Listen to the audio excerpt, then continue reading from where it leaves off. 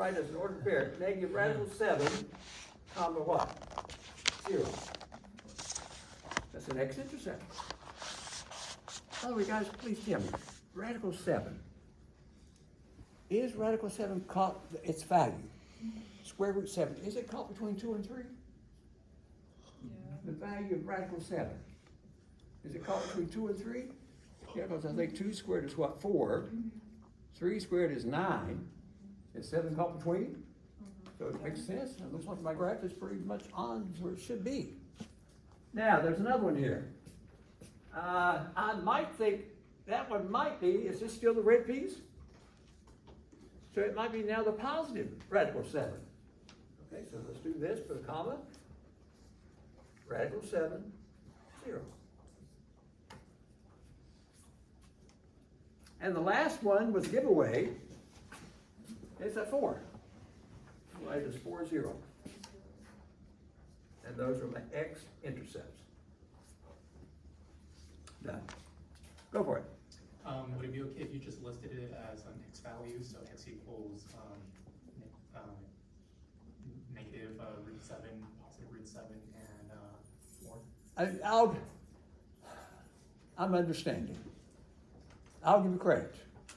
But you'd rather? Of course, I'm gonna write you a little comment. Yeah, I prefer ordered pairs. Okay? I'll give you credit. What was the next question on the handout? It's the last one. You asked us to plug in 3 values into the function. I got now. What were they? So it's f of negative 6 plus Hang on now. F of a negative 6 plus. f 9 halves Oh, okay. 9 halves. minus f root 5. F of root 5. So that's the last part of this. Okay. Guys, let's see what's going to happen here. Bring a marker here. Now, if I were a beginning student on piecewise function, let's say I've never seen a piecewise function in my life. Just said, Professor, he asked you to find f of a negative 6, so usually if you ask you to find a function value, you go back to the function and replace x by that number. Like, I don't know whether I did one over here or not. No. You go back to the function given and replace x by that number. That's where you find the function value, right? You gotta keep in mind this. This one has 3 pieces. So does that say to find f of a negative 6, should I replace negative 6 or consider negative 6 here, black, red, and blue? If you do, it's not a function. Oh, yeah. I've got 3 pieces here. No, you're not going to replace x by, if there is an x, in all 3 pieces. Now you got to determine now which piece should I go to. Well, he gave me negative 6. Let me see where it is. Is negative 6 less than negative 3? Yeah. That's the piece I'll use.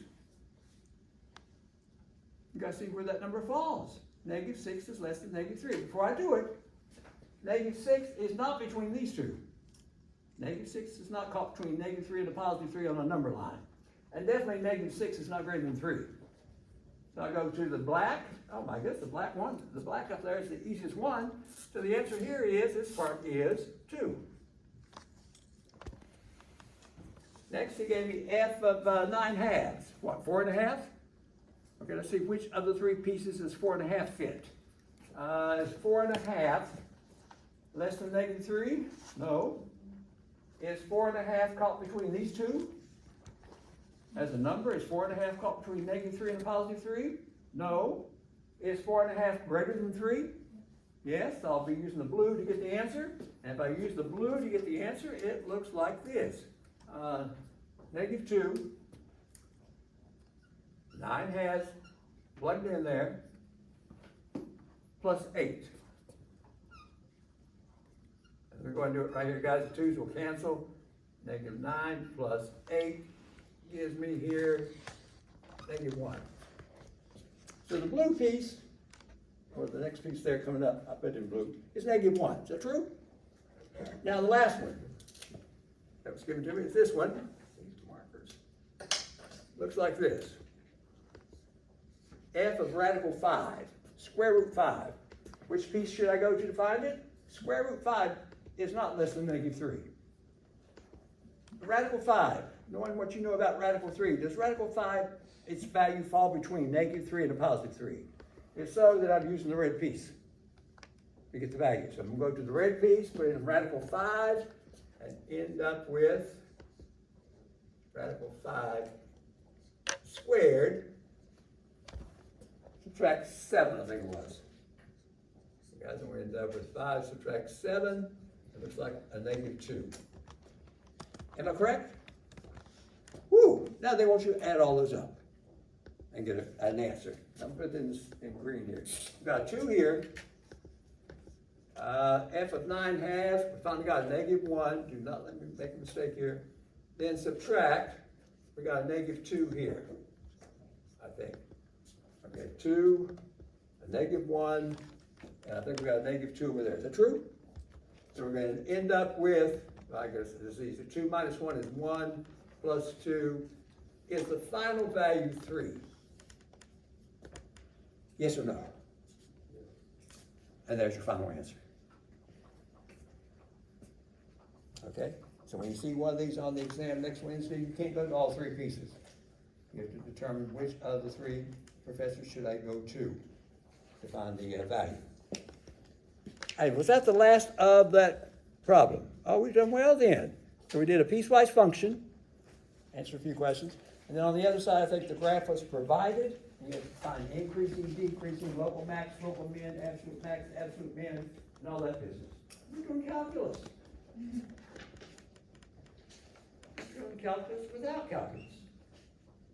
Okay. Guys, any concerns here? I feel good about this. Very good. Now, see what I got. That's done. Let me see what I need to point out here. Ah, beautiful. Hang on. Mr. Parker. Randy's busy.